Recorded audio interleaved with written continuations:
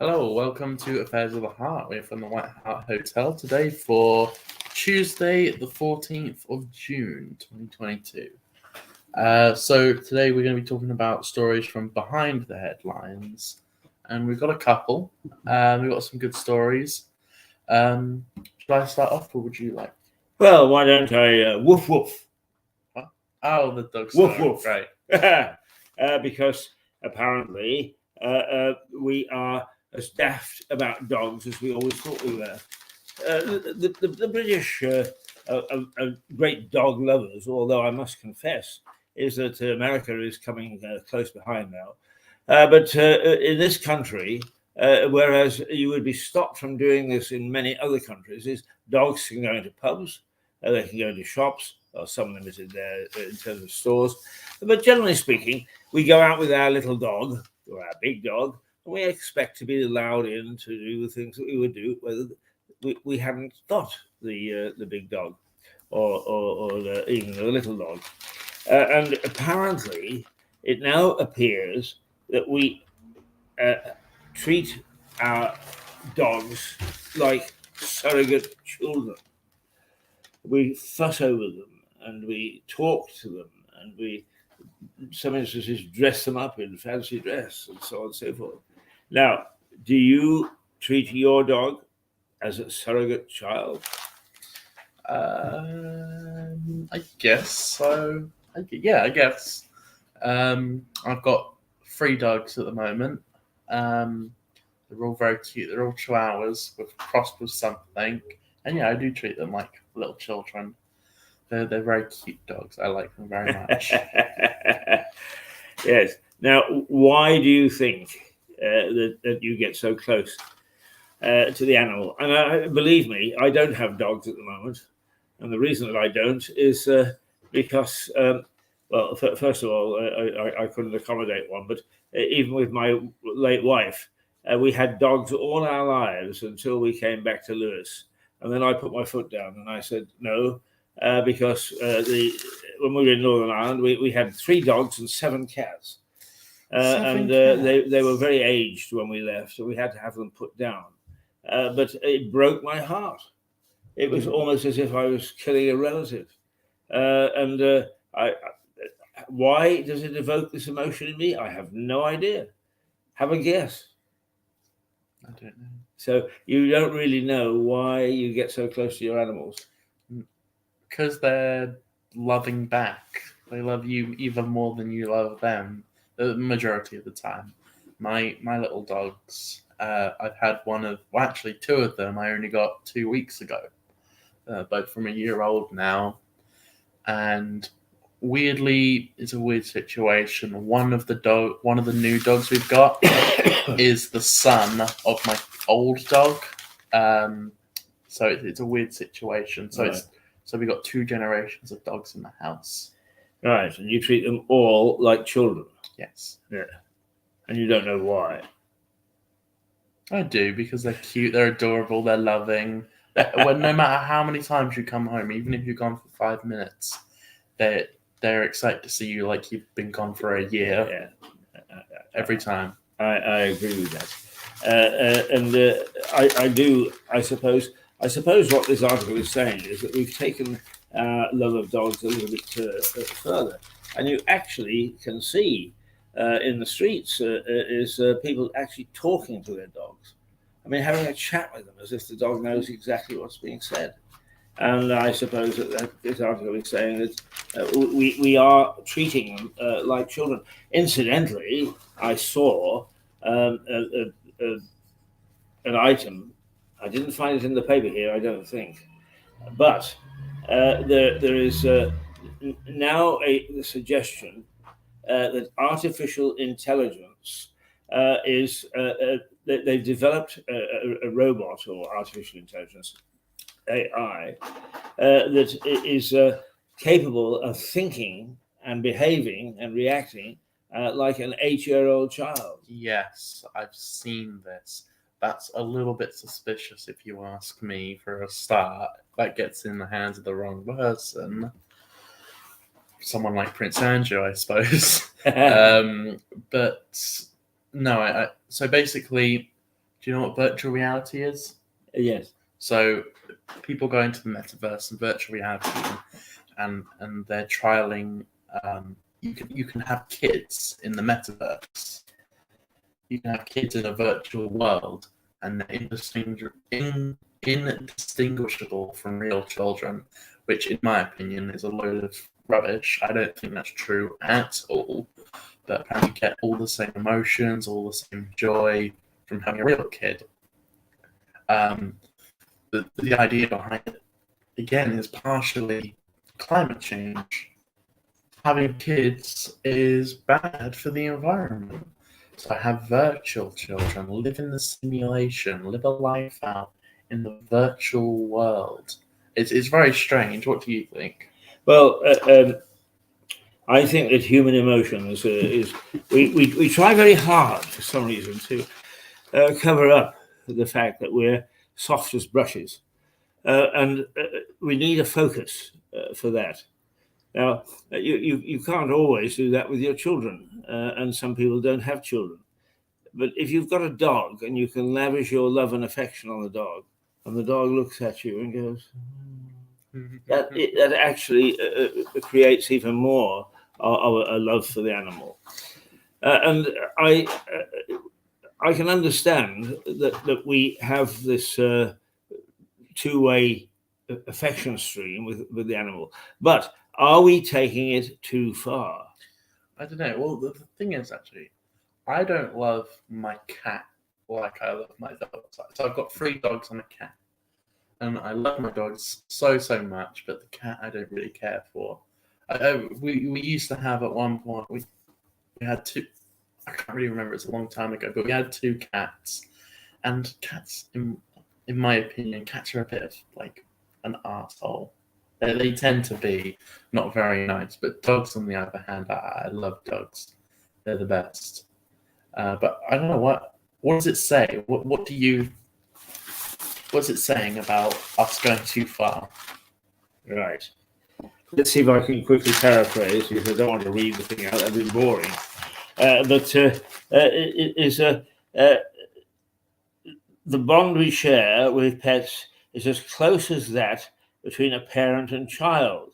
And that some anthropologist who makes a study of these things has said that that's the case. Dogs and humans are the only 2 species so far proved to feel love for one another. So the love that you lavish on your dog, But not cats. the interesting thing, of course, is that does raise an issue that cats are considered feral. You don't tame a cat. Cats are the only species in the world that domesticated themselves. Well, they may have domesticated themselves to some extent, but they aren't terribly kind in terms of becoming totally civilized. Is a cat will do its own thing. It is very difficult to get a cat. I mean, you've seen people with dogs. Heel, and the dog comes and sits at the master's heel. You see somebody go heel with a cat. Now, the rare example has come up where the cat will do as it's told. But in the main, generally speaking, they don't. They are wild animals. And I understand, and I have to be careful here because I haven't checked it recently for many years, but the law treats dogs and cats differently. Yeah. For instance, the feral cat, if it gets hit by a vehicle, there is no obligation on the driver to stop. If a dog gets hit with a car or whatever, you're obliged to stop. You're obliged to stop Yes, and to make the details known. So that shows you how we actually look at things differently between dogs and cats. But are there any other things that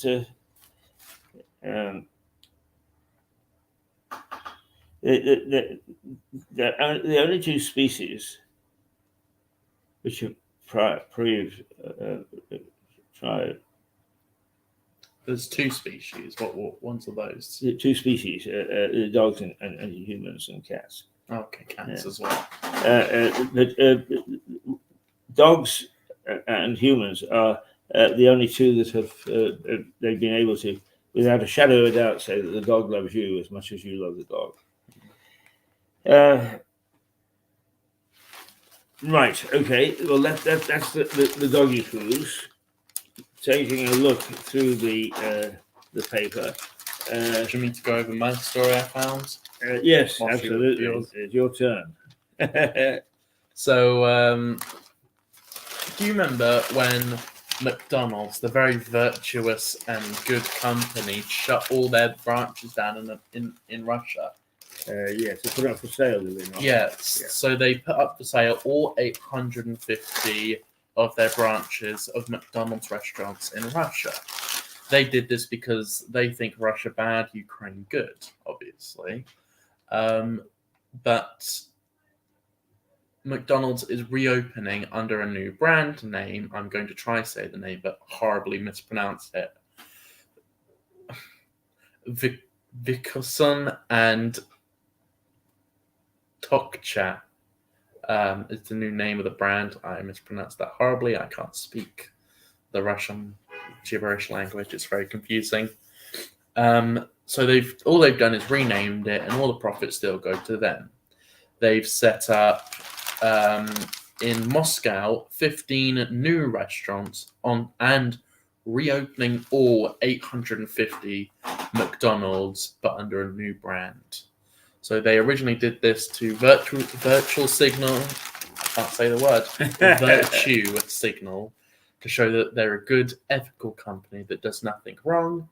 And would you look at it, they've reopened all their branches, but under a new name. So, yeah, not really a big surprise, but I am kind of surprised that they reopened all 850 restaurants. So the menus are going to stay the same. It's literally just a different brand. Yeah. So at the very heart of the Russian economy, McDonald's is saved, but we don't go in and say, I want a Big Mac. I wonder what they're going to call their main feature. Is a big, who could they? A big pootie? Yeah, maybe. Right, okay. Mick Jagger has COVID. Mick Jagger is 78. And am I right in thinking that he just took part in the Queen's Jubilee stuff? I think he did, yeah. Yes. I mean, there is somebody who was respectable or wasn't respectable and then slowly became respectable as either he changed or our views on pop singers changed. But why wasn't he respectable? What was it about him that wasn't respectable? Oh, well, I mean, if I can relate a story to you, because the establishment were very, very upset about him. And he was sent for a drug bust, which most people think it was an arranged drug bust. He was sent to Lewis Prison for 24 hours. The prison just down the road. Now, he hadn't eaten. So he said to the warder, look here, mate, me and my lot are hungry. What have you got for us to eat? And the warder said, no, I'm sorry, we can't help you. He said, but, if you want to do it something like a takeaway, you can. And Jagger decided that he would go for a takeaway and asked where he should phone. And after several not openings and closures, the warder said, well, there's only one other place you can try, and that's the White Hart Hotel, where you and I are sitting at this very minute. Mm-hmm. So he phoned the White Hart and said, I'm banged up in Lewis jail. I've been trying hard to find a place to get some food. I'm quite sure that he wouldn't admit to having any food at that stage. I mean, they were pretty good at keeping their tongues quiet, sometimes anyway, in days gone by. But so he ordered a takeaway from the White Hart. Cliff Ayres, the owner of the White Hart, confirms a story but can't find the original menu and what they might have had that night. But they weren't short of a bob or two even there. So it's quite quite interesting to know that Jagger got something for his supper, and the rest of the people weren't so lucky. So that's the Jagger story that involves the White Hart and it involves the newspapers. Now, as looking at the inside stories.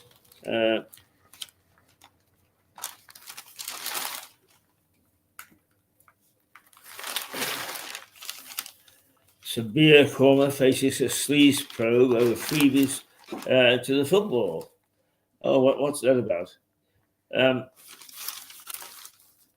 Sir Keir Starmer, the leader of Her Majesty's opposition, royal opposition, I think it is, faces a parliamentary sleaze probe into multiple failures to register book royalties and gifts from football clubs on time. Now, when you actually are freelance and you are doing things, you sometimes want to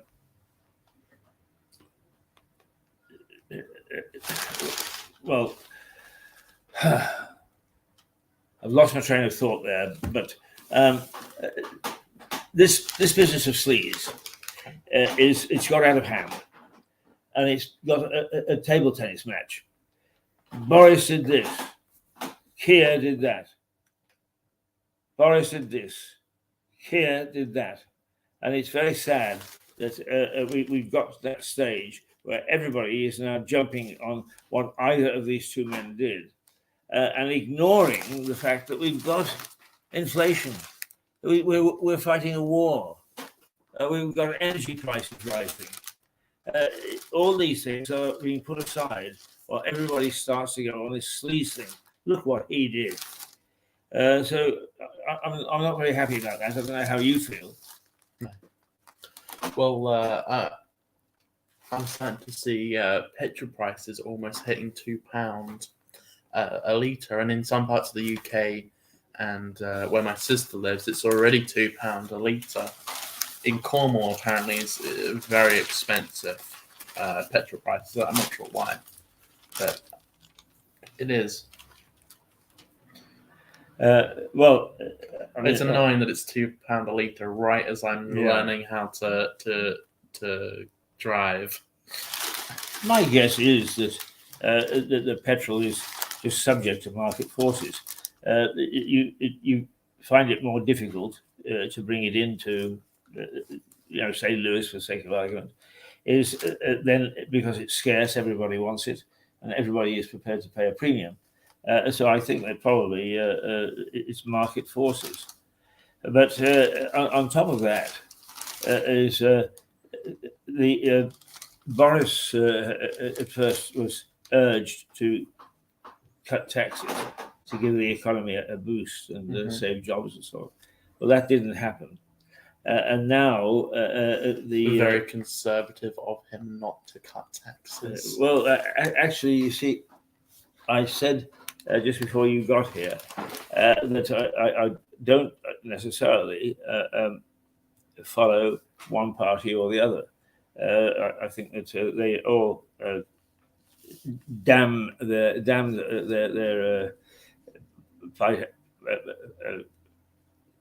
people who follow them and their policies, and others thank God that they're here. So I'm quite ambivalent about some of these people, but they do tend to get sort of complaining. Nobody is paying any attention to them. That was a real rant that didn't have any focus. So perhaps we better move on. I've got another story here Good. on my phone. It's about Rwanda again. There seems to be a lot of stories recently. Rwanda deportation. Why must I go? Channel migrants nervous and unhappy ahead of the flights. Right. I don't care. So they're trying to find out what the migrants think. Yes, Yeah. and they are nervous and unhappy. Well, we are also unhappy that you illegally snuck over here in the first place, and now you're going to Rwanda. I can't. This is a quote from one of the migrants. I can't eat. I can't sleep. Why must I go to Rwanda? Very nervous, apparently. So a 25-year-old man who doesn't want to give his real name fled Iraq 2 months ago and said his life was in danger. Iraq, as I know, isn't at war right now with anyone. So technically, he's not a... So because the country isn't at war, he isn't a refugee, he's a migrant. A refugee, I'm somewhat okay with because they're fleeing war, but a migrant is different. They're coming here because they want money. Two very different things, two different answers I would give you. But his third, and this is where it starts to annoy me. His 3,500-mile journey through Turkey and Europe. Europe, that would include Italy, that would include France, Germany, where else? France, Germany, Italy, and then they cross the channel to come here. Why? So Turkey is the first safe country, and it's Muslim. Surely they can integrate there better. The law is you flee to the first safe country, being the nearest, which is Turkey. Didn't stay there, came through Italy, which is a safe country, didn't stay there. Came through Germany, safe country, didn't stay there. Came through France, safe country, didn't stay there. And then they crossed the channel to come here. For what? Money, that's it. And then they're shocked when we say, actually, no, we don't want you here. Sorry, we're sending you away. I mean, I don't think it's that bad. I don't think it's that outrageous of a thing to say. Do you? Well, no, I don't. I mean, there are a lot of outrageous things that we can say in this life. And what is outrageous to me would not be outrageous to you.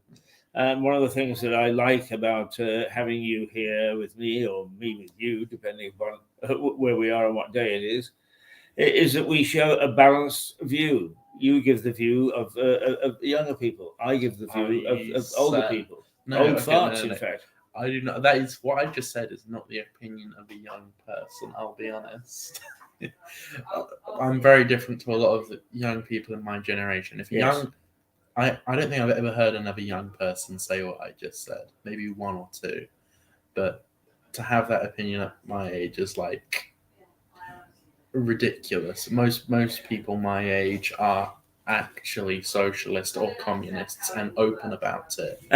So no, seriously. But then I would argue that perhaps those people who are vocal and the media we pick up and report are not the people that, for instance, come out of Harvard and Yale in the States, Oxford and Cambridge here, Eton and Harrow. If we had a group of those people here chatting about a whole variety of things to do with our society, you would find a very different viewpoint to the one that you express. And also, I think that you would say, oh, my goodness me, well, if we're using those as a standard, is no youngster sounds like a communist. So I think that we have to balance. My view is that your social background and what your parents do particularly demonstrate the sort of attitude and views you will have as on what's happening around you. Well, I mean, yeah, there's always the odd one out, which I suppose would be me, because my mum's not like that at all. She's very much a Green Party voter, quite liberal. Yeah, so I don't know. Yeah. Well, I mean, I think, mum. I don't know how old mum is. She probably falls somewhere between your age and my age, and probably, yeah. Yeah, and I think that education has a lot to do with things. For instance, we went through a period in the 1960s and 70s when educationalists, hate the word, but I suppose I have to use it, they actually experimented with education. Let's try this, let's try that. A lot of their ideas were quite bizarre, they're quite way out. Yeah. And I think that what happens is that stays, to some extent, permanently carved into the psyche of the people they were teaching. You, I think, you're 18. You are representing a new wave of thinking from youngsters, which is both challenging for my generation, but also challenging for the generation I've just mentioned, because they are the drivers. They are the people who actually carve our society, who decide what changes will be made. So, in looking at, let's use the word again, drivers, those who change our society, I think all three are active, but it's probably those people who fell foul of the playing around with the educational system in the 1960s who are paramount at the moment. And we see some things that neither your generation or mine like pulling down statues, telling people how they should live, telling people what they should think, and so on. Erasing history is a big part. I can't understand that mindset. There are certain mindsets that I can understand. I can understand why someone would say tax the rich. I can understand that. I can understand why someone would come to that conclusion. What I can't understand is tear down statues, erase history, burn books. I can't understand how someone comes to that conclusion. Right. But they do. And we're suffering from it a little bit. Let me ask you this, because I mean, you're dyslexic, and you fight it extremely well. Nobody would guess unless you actually are open. I think that it's good to be open about some of your deficiencies. I never hide the fact that I've got Parkinson's, for instance, and yet an awful lot of people, it turns out, Neil Diamond and so on, who've got it, and they kept it secret for 5 years. I can't understand that. If you've got something, you've got it. It doesn't make me any different from an outward point of view. So, if in fact you are dyslexic, I admire the fact that you made no bones about it when we first met. That's it. I have it, and I fight it as best I can. But you have to take me as you find me, and I'm glad that we took you as you find me, because actually, I don't think that it actually has made a great deal of difference to your abilities and the way that you actually think and approach things. No, well, that's the thing with dyslexia. It doesn't usually affect the way you think. It doesn't affect the way you speak. It really only ever affects reading and writing, and sometimes speaking, but that's not very common. So I can articulate a sentence very, very well. But if I were to write that sentence down, every word would be misspelled. And if I tried to read that sentence back, even if all the words were spelled correctly, I'd be like, "What the hell is this? I can't." But that's the only thing. I can't really read and write very well. Okay. But what I was going to ask you is I have a great reverence for the English language. I think it's a beautiful language. It's expressive. Churchill's great speeches, Shakespeare's plays, you name it. We've got a greatness in this language. And the modern generation have now totally converted English communication to you too, like the letter U and two, meaning you too, you also. Yeah. And they continue, in my view, to disrupt and to challenge and to twist the English language. And that's something I can't forgive them for. No, I don't know why. I also can't get in that mindset either. I don't know why people do that. Do you want to play? Especially with saying you can't say these words. That is probably one of the worst things, in my opinion, is not having free speech. You cannot say this word. You cannot say it. It starts off as a word, and then it goes, oh well, we can't say this word. Okay, I agree. That's a horrible word. Sure, let's not say it. And they go, well, so take the N word, for example. We can't say that. That's fine. I understand. I don't think anyone should be saying that word anyway. And then it goes, well, you can't say any slurs against gay people either. Okay, I can understand that. Okay, we can't have any bad opinions about either or. And it's like, okay. And it just snowballs and snowballs and snowballs. And eventually it becomes law in government. And then the government can then say, well, actually, we are a protected class. You can't criticize the government. And that's where it inevitably leads to, in my opinion. Well, I think that it's something that we need to get a grip on. We need to take a look at. Now, here's one that I rather like. Turning 53 this year, you'll be at your sexiest. I don't know about that. What's your view? When are we at sexy, or at the height of our sexual prowess? Some of us might think we're past our prime at 53, but researchers say actually the age when we feel at our sexiest is in that decade. 4 in 10 of 53-year-olds said they were more comfortable in their own skin and confident about their looks than ever before.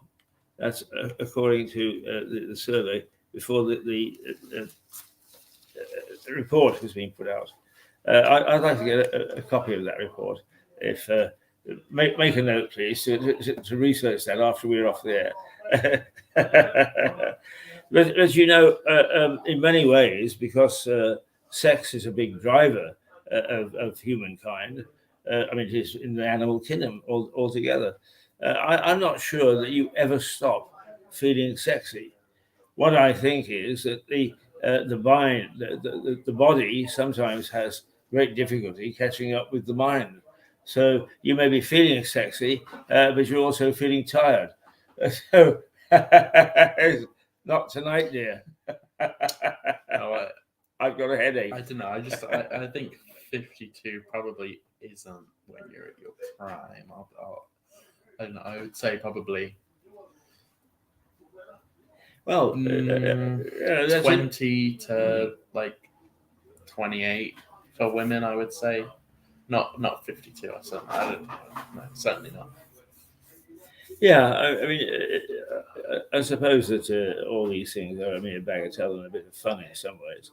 Who really gives a damn whether people they're sexiest at 53?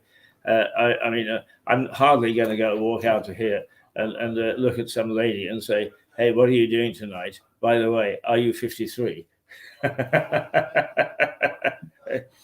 Actually, I'm not likely to go out and say to any lady, "What are you doing tonight?" but nonetheless, I think you get the point. Yes.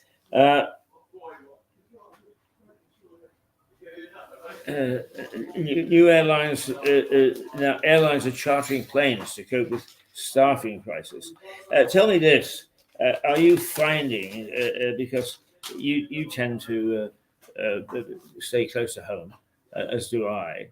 Are you finding these current problems with airlines, cancelling flights and so on and so forth? Has that had an impact on you personally? Absolutely zero impact at all. You don't use airlines, or I've never been on a plane in the air. have you not? Never left the country. But never even been to Scotland or Wales. Well, we'll have to do something about that. I've been in a Spitfire, but not in the air. I got to sit in one a couple of years ago. That was very cool. Lovely, yeah. Yeah. Actually, I was half asleep last night, and I don't know. I left the television off, and it was a John Wayne movie. It was about one that's not seen a great deal, where he goes to Russia pretending to be a defecting expert on planes and so on. And the experimental plane that they are using is said to be, anything could happen to it. He might kill himself in it. But at an air show a few years ago, the big one, what's the name of the Shoreham Air Show? No, the really big one for the entire country. Is it Dunsfold? Sorry, Dunsfold, where they filmed Top Gear? no, it's another one that I can't remember. I remember in a minute or two. I just haven't used the name. But I was interviewing a Russian pilot who had brought this spy plane, and my cameraman said, "Well, it might be nice, Keith, if you actually sat in the cockpit and did the interview with the pilot while he would sit on the wing or something." So they agreed with that. But when I sat down, there was a little red lever, and they said, "Do not touch that red lever, because you will launch yourself 50 feet into the air." And suddenly, sort of being quite cocky about being in an airplane, is I kept thinking, oh my God, yeah, I wonder what it's like to be launched up into the air. So it's a difficult one. Mm. We are at 10:31. Is it 10:31 or 10:21? 10:21. I have a story here. I haven't read for it yet. Okay. It's from The Guardian, which I'm not really a big fan of. But it says here, average UK wages fall at the fastest rate in more than 2 decades. And that's quite surprising to me. Well, it depends on the measurement. I mean, if with inflation, I mean, it was said that we actually with inflation, you just mentioned measurement. That's got something in my mind. You know how inflation isn't that bad right now? It's only at 8% or whatever. Well, in the beginning of 2020, they redid the inflation system on how they calculate it. And if you go back to the old system, inflation is actually worse than what it says in the new system, which is quite interesting, I suppose. So they made a new system, and now it looks not as bad as what it would be if they kept the old system. Yeah. But that just reminded me of that. Sorry, I interrupted you. No. Actually, I think that we changed the rules on how we calculate inflation all the time, depending upon the sort of things that are being sold.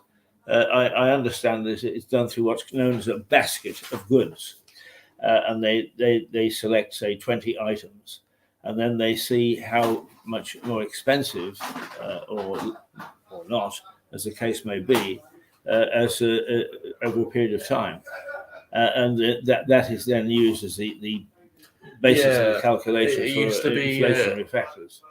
An average kitchen cupboard or something before that. I think it was. I mean, they use all sorts of things, and I think that mostly, if there is no great fear of anything untoward happening, is that they don't do a great job about researching it and analysing it. However, when suddenly the whole world goes topsy-turvy, that's where we are now seeing estimates of the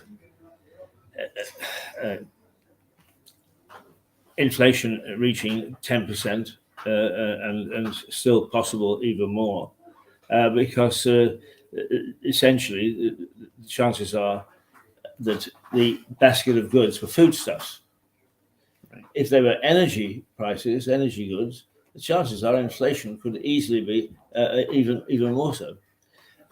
So there is a certain give and take about inflation.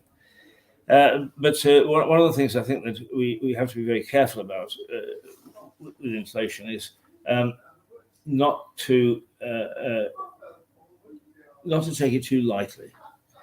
It is a vicious part of the economic cycle, and we are always, as an open market economy, aware that once things start to really travel upwards, it's a knock-on effect. Right? This costs more.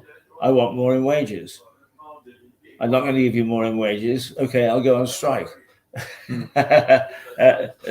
Things follow down. So I think that when we talk about vicious inflation, it's not just that we are we look at things and sort of say, well, this is a bit more expensive. The whole thing is wrapped up in a whole number of factors, and that's where we really have to be very careful. Now, I did have something, and I've lost it. You've got to stop distracting me like this.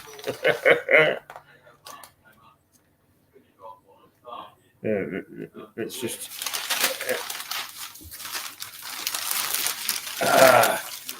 Right now, the whole thing about the NHS, in my opinion, is it's got itself into a hell of a mess.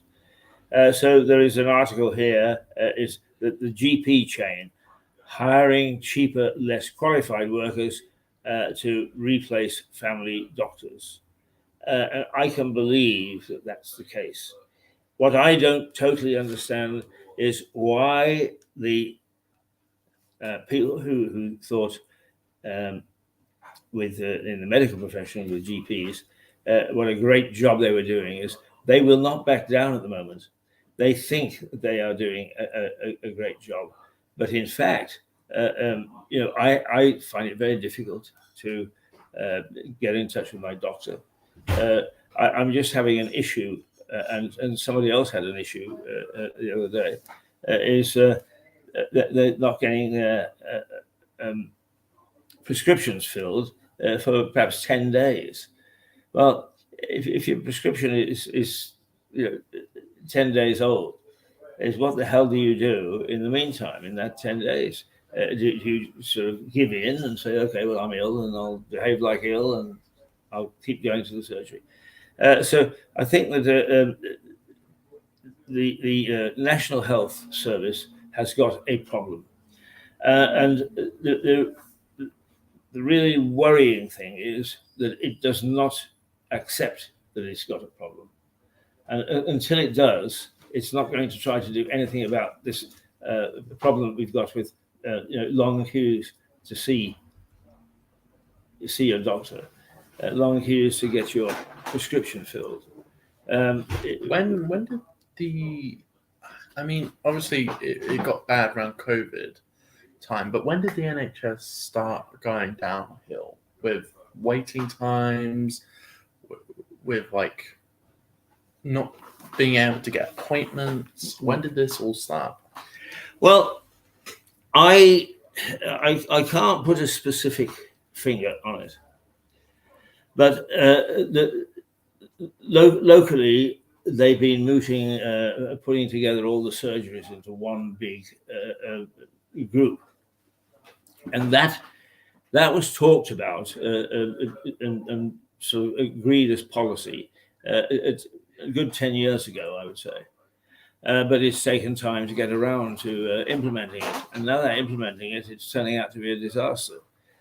But the NHS is much like other government organisations. Is nobody will ever admit to making a mistake, so they plough on with things as they are, even though they know that they're rubbish, that they're not working. That is my view. But anyway, this headline is that GPs or surgeries now are hiring cheaper, less qualified workers to replace family doctors. Right.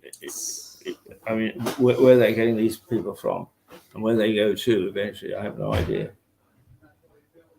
Any thoughts on the NHS?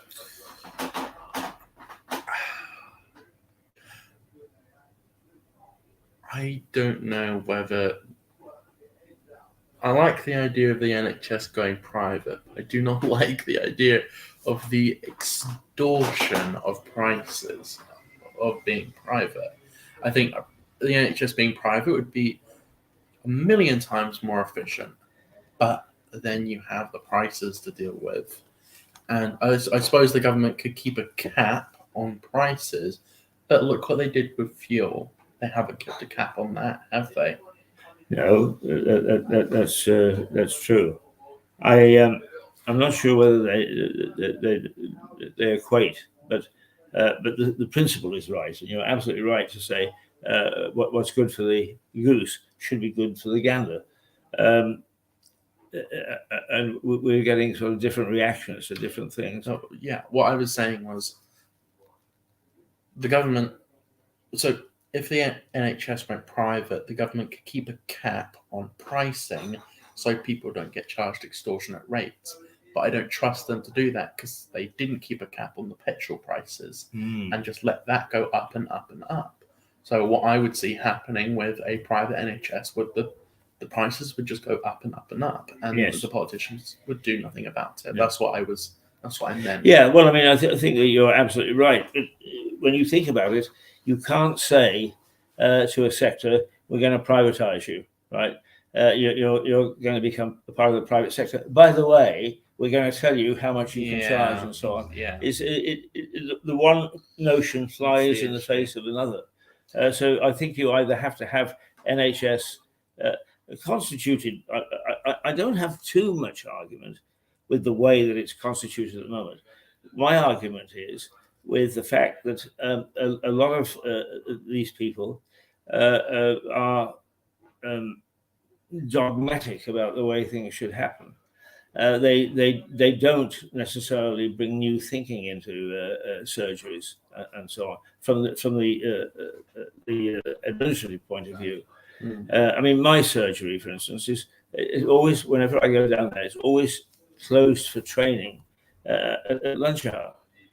Now, to me, that's crazy that you should actually close your surgery during lunch hour for training, when probably lunch hour is one of the times that people can actually go and get their find their doctor and so on.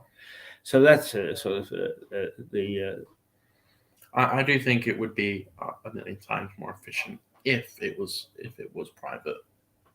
But well, in the States, of course, it's very efficient. Yeah, but then very costly, horrible prices. Yeah. Very, very pricey indeed. Right, Max, it is 10:44. Sorry, 10:32. 10:32. I should put my spectacles on, shouldn't I? Yes. 10:32.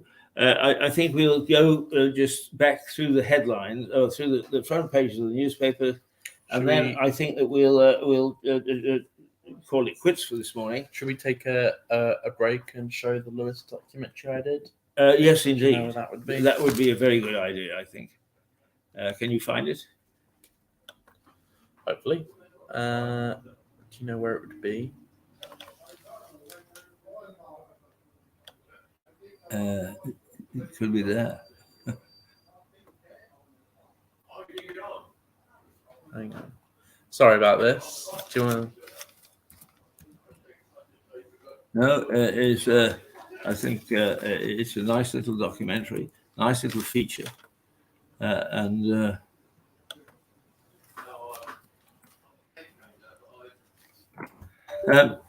try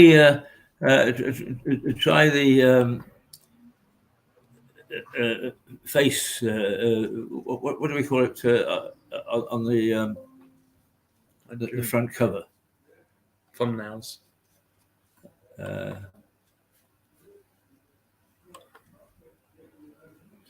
Yeah, I don't know where it would be.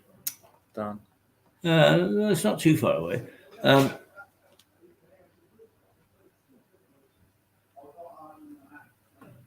Wednesday, maybe? It could be any one of those my movies, I think. You can't see that. Okay, I don't think we're going to find it, I'll be honest. We'll do try desktop, just very quickly, because I agree with you, you mustn't keep people hanging around, but it's a good idea to find this. Are you in desktop? Yeah. Right. Try now daily programs and look under June the 6th to start off with. Are you there? Yeah. I mean, is your program there? No. It's not. I'll search. All right. If this doesn't work, then I'll give up and try something else. Right. Because I'm pretty sure it's called just no file. Try again. Well, that's odd. Because you said you use this fairly often. Yes, I do. I just don't know where I store these things quite often. Okay. Well, I'll put one of these on because I'll put one of these on. Do we have any good? Well, yeah. How about putting a little one on about energy, because it socks it to the establishment, and it'll give us just a moment to look for other things. Yeah. Well done, the energy companies. They're full of bright ideas to help their customers. Now they've made power so expensive that for an average house such as this, you can't afford to heat it. So you don't need appliances such as this. But that means you also don't need a fridge, because you can keep your groceries cool and fresh without it. The house is cold enough. Well done, chaps.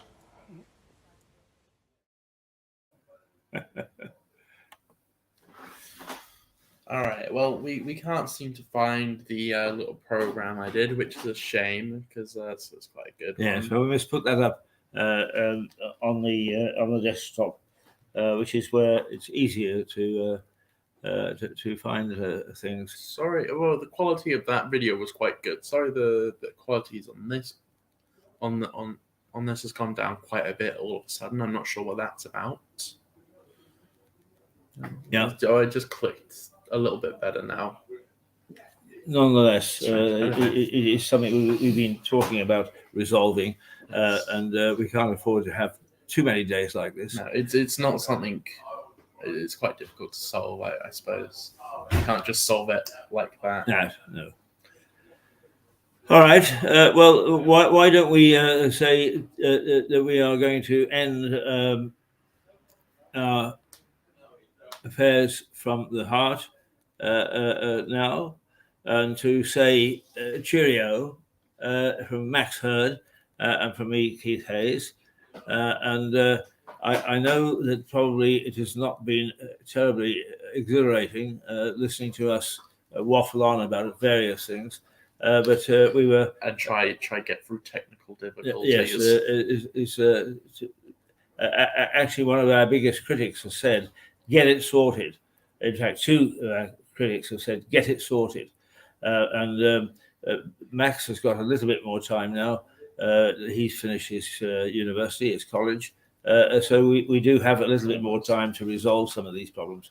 The big problem is when you're broadcasting on a daily basis, there are a lot of things that go by the wayside that you should be doing that you don't. So why not play us out on one of our yes, I think the morning the orange one there probably yes, the orange one yes. Mm-hmm.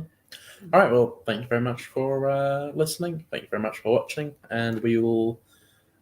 I will see you tomorrow, and tomorrow we'll have quite an interesting guest in the second show. So tune in about 10 o'clock tomorrow for quite an interesting guest. Very nice guy. See you tomorrow.